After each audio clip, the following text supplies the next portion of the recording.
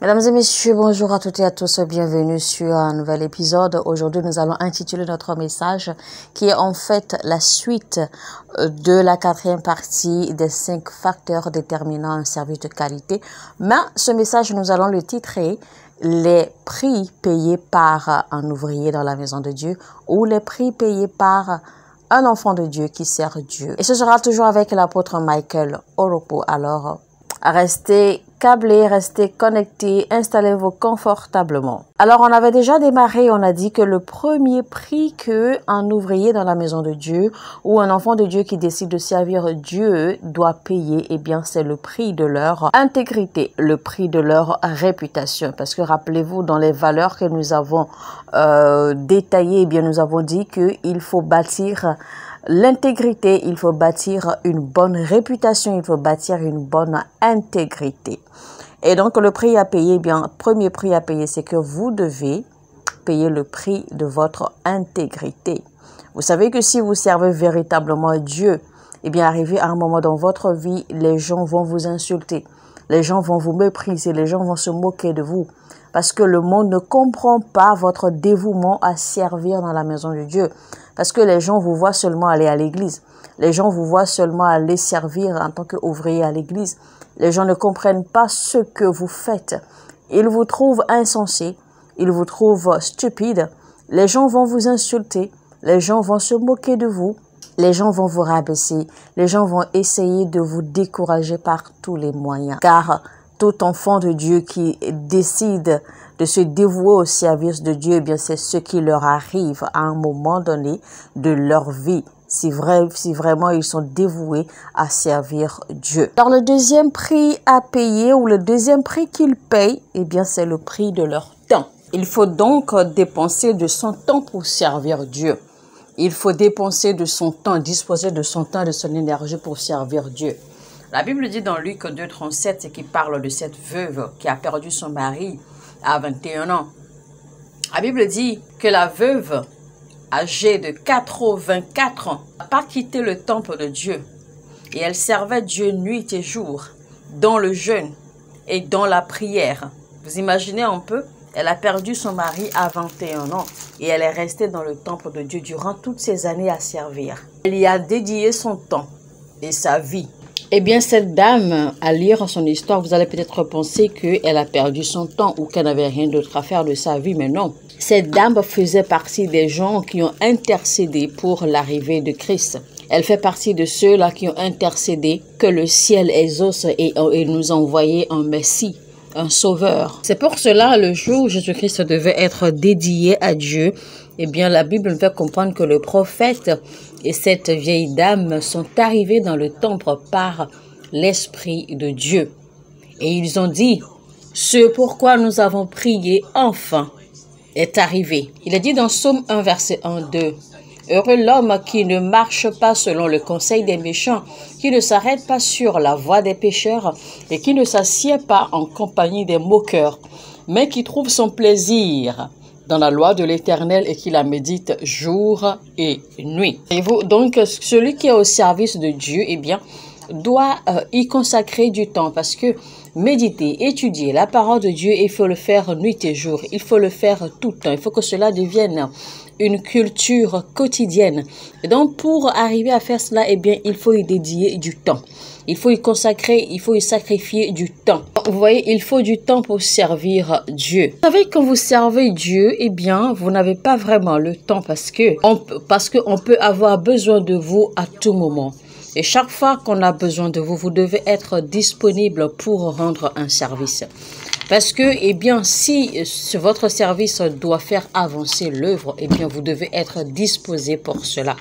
C'est également en cela que nous sommes appelés à sacrifier beaucoup, d'accord, quand nous nous engageons à servir Dieu. Le troisième prix que ceux qui s'engagent à servir Dieu payent, c'est le prix de leur énergie, le prix de leur force. Il est dit dans Ecclésiaste 12, verset 1. Mais souviens-toi de ton Créateur pendant les jours de ta jeunesse, avant que les jours mauvais arrivent et que les années s'approchent, où tu diras, je n'y prends point de plaisir. Avant que s'obscurcisse le soleil et la lumière, la lune et les étoiles, et que les nuages reviennent après la pluie. Alors ce verset nous exhorte en fait à comprendre que, en tant qu'être humain, nous n'avons pas le temps, nous n'avons pas la force, l'énergie, d'accord, toute la vie, parce que le moment viendra où nous n'aurons plus la même énergie que nous avons dans notre jeunesse. Et donc, le moment viendra où nous ne pourrons plus faire certaines choses à cause de l'âge. D'accord?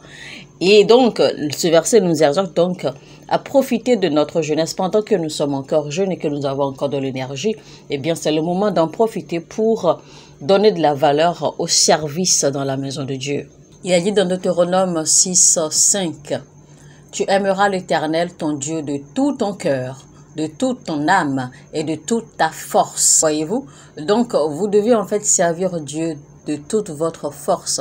Il ne faut pas seulement aimer Dieu et le servir. Parce que si seulement vous aimez Dieu et que vous le servez, eh bien, il manquera quelque chose. Il faut donc servir Dieu également de toute votre force. Parce qu'il faut de la force pour servir Dieu. Vous avez également besoin de votre énergie pour servir Dieu.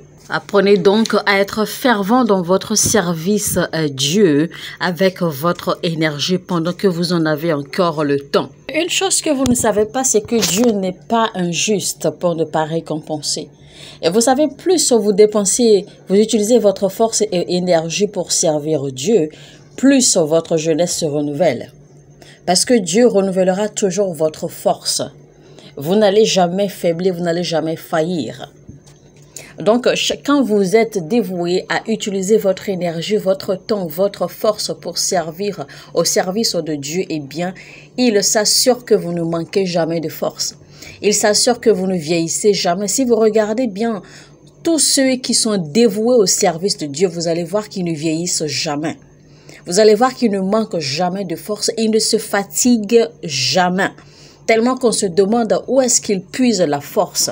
C'est comme cela. Parce que vous êtes dévoué au service de Dieu. Et donc, Dieu n'a pas de salaire à vous payer, mais Dieu bénit. Il récompense. Il va renouveler votre force autant d'années qu'il vous faudra pour accomplir votre mission sur terre. Même si physiquement vous paraissez vieux, eh bien vous aurez toujours la force. Il va toujours renouveler votre force et votre énergie. Et un prix que nous payons, eh bien c'est le prix de nos finances, c'est-à-dire nos ressources. Toute personne qui sert Dieu de façon sincère et de façon honnête et de tout son cœur doit y impliquer ses ressources, parce que si vos ressources ne sont pas impliquées dans votre service à Dieu, eh bien vous n'avez pas encore fait grand-chose. Donc non seulement vous servez Dieu avec votre force, votre énergie, votre temps, votre corps, tout de vous. C'est pour cela qu'il est dit que tu dois aimer ton Seigneur de tout ton cœur, de toute ton âme, de toute ta force, de tout ton être. Ça veut dire que tout ce qui vous compose doit entrer dans votre service au Seigneur. Donc, vos ressources, votre finance doit également servir au service de Dieu. Parce que vos ressources servent à régler beaucoup de problèmes dans la maison de Dieu. Vos ressources servent à organiser des programmes pour la conquête des âmes pour le royaume de Dieu. Jésus a dit dans Matthieu 6, verset 21, « Car là où est ton trésor, là aussi sera ton cœur. » C'est-à-dire là où se trouve le trésor d'un homme, eh bien là se trouve son cœur. Car tu ne peux dire que tu es le serviteur de Dieu et que tu n'es pas un donneur, tu ne donnes pas dans sa maison, tu n'investis pas dans sa maison. Vos ressources doivent également prouver votre amour pour lui. Donc, en tant qu'ouvrier, commencez à vous entraîner sur ses pas. Commencez à cultiver cette attitude ou cet art de donner dans la maison de Dieu. Faites-le avec le peu que vous avez aujourd'hui et continuez, d'accord, à être dévoué là-dedans. Car plus vous le faites, plus le Seigneur va vous élargir. Plus vous le faites, plus il va étendre vos limites et vous allez grandir dans cela peu à peu. La Bible dit dans 2 Corinthiens 9, 7, 8 que chacun donne comme il l'a résolu en son cœur, sans tristesse ni contrainte. Car Dieu aime celui qui donne avec joie. Et Dieu peut vous combler de toutes sortes de grâces, afin que possédant toujours en toutes choses de quoi satisfaire à tous vos besoins, vous ayez encore en abondance pour toute bonne œuvre. Donc, en tant que travailleur, en tant qu'ouvrier dans la maison de Dieu, vous développez l'art de donner et vous le faites, vous le cultivez, vous le faites jusqu'à ce que cela devienne un style de vie pour vous. L'apôtre Paul a rendu témoignage de l'église de la Macédoine, qui est une église fervente à donner, d'accord, quand il s'agit de donner pour l'œuvre de Dieu. Et il a fait ce témoignage dans le livre de 2 Corinthiens. Corinthiens 8, verset 1 au verset 5. Donc, l'église de la Macédoine avait cette grâce, d'accord, en ce qui concerne donner, investir ses ressources dans la maison de Dieu, dans l'œuvre de Dieu. Donc, ce verset nous fait comprendre en fait que l'église de la Macédoine s'est donnée entièrement à l'œuvre et elle s'est donnée même au-delà de ce qu'elle avait imaginé offrir. Et que même dans leur état pauvre, d'accord, ils ont continué, d'accord, à se sacrifier pour l'œuvre du royaume. En fait, cela est devenu un style de vie au point où ils ne peuvent pas s'en détacher. En réalité, nous ne sommes pas en train de dire ici qu'il faut donner pour s'appauvrir. Non, ce n'est pas ce que nous sommes en train de dire. Mais nous sommes en train de parler, d'accord, de l'art, de la culture de donner, de la culture d'investir ses ressources dans l'œuvre du royaume à cœur joie.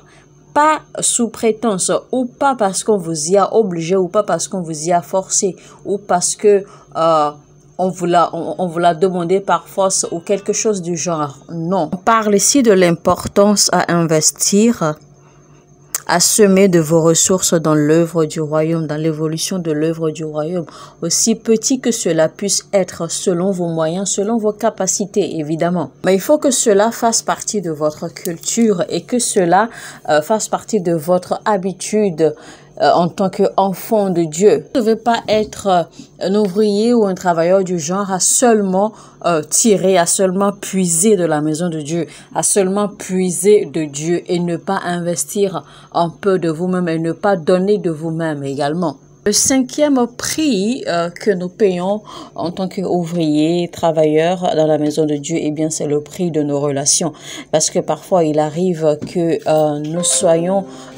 nous nous retrouvions face à une situation où nous devons sacrifier nos relations ou que nos relations ne sont pas en accord, en synergie avec nous à cause de notre service dans la maison de Dieu. Parce que parfois, nos relations ne comprennent pas, d'accord, notre relation dans la maison de Dieu. Et donc, parfois, il arrive même que certains de nos relations, eh bien, nous abandonnent. Une chose que le service dans la maison de Dieu, dans le royaume de Dieu, vous garantit, c'est que votre service vous sécurise l'avenir des générations à venir après vous. Voilà donc pourquoi il est important, d'accord, de mettre de la valeur et du prix à votre service dans la maison de Dieu. Alors, mesdames et messieurs, c'était donc les prix payés par serviteurs ou ouvriers dans la maison de Dieu avec l'apôtre Michael Oropo. Si vous avez apprécié ce message, eh bien, likez et partagez autant que vous pouvez. Abonnez-vous à cette chaîne si vous n'êtes pas encore abonné et activez la cloche de notification afin de ne rater aucun de nos messages. Sur ce, je vous dis que Dieu vous bénisse. Shalom, shalom chez vous.